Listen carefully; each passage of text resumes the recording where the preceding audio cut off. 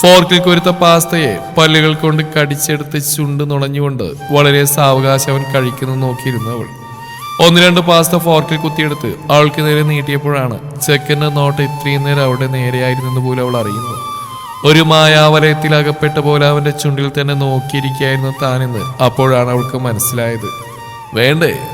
അവനൊരു ചിരിയോടെ ചോദിച്ചത് അവളും ചിരിച്ചു. അവന്റെ ചുണ്ടിന്റെ സൈഡിലായി പറ്റിയ ക്രീം അവളൊന്ന് ചൂണ്ടിക്കാട്ടിയതും അത് ചൂണ്ടുവിരൽ കൊണ്ട് നീട്ടി തുടച്ചെടുത്ത് ചെക്കൻ അവൾക്ക് നേരെ നീട്ടി. അവൾ നാണത്തോടെ നിന്ന് ചിരിച്ചതും അവനൊരു കള്ളച്ചിരിയോടെ സ്വയം വിരലൊന്ന് നുണഞ്ഞെടുത്തു. അവിടെ മഴയുണ്ടെന്നില്ല? നല്ല മഴയാ, ഇടിയുണ്ട്, കറണ്ട് നേരത്തെ പോയി, ലൂക്ക കലിപ്പില്ല.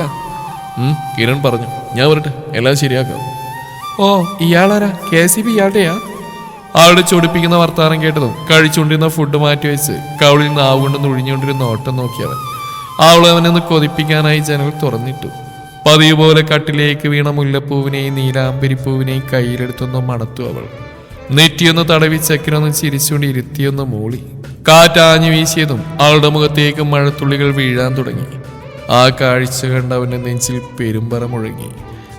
റാന്തൽ കുറെ കൂടി അടുത്തേക്ക് നീക്കി വെച്ച് മുടിയിലൊക്കെ ആവശ്യമില്ലാതെ ഒന്ന് തലോടി അവൾ അതിനെ നോക്കി വശ്യമായി ഒന്ന് ചിരിച്ചു. നീ എന്താ ഇട്ടേക്കുന്നു? Which dress? പറയില്ല. എന്തേ? വേണേ വന്ന് നോയിക്കോ. ഓക്കെ നില, ആരും നിന്റെ പുറകിലൊരു വൈറ്റ് ഡ്രസ് ഇട്ട് നിൽക്കുന്നത്? നില ഞെട്ടിപ്പിടഞ്ഞോട് തിരിഞ്ഞു നോക്കി. ഏയ് ഇല്ലല്ലോ.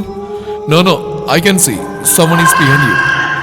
കളിക്കലുണ്ടേട്ടാ, ഇവിടെ ആരുമില്ല. ഏയ് ഐ സ്വയർ നില, എനിക്ക് കാണാൻ കഴിയുന്നുണ്ട്.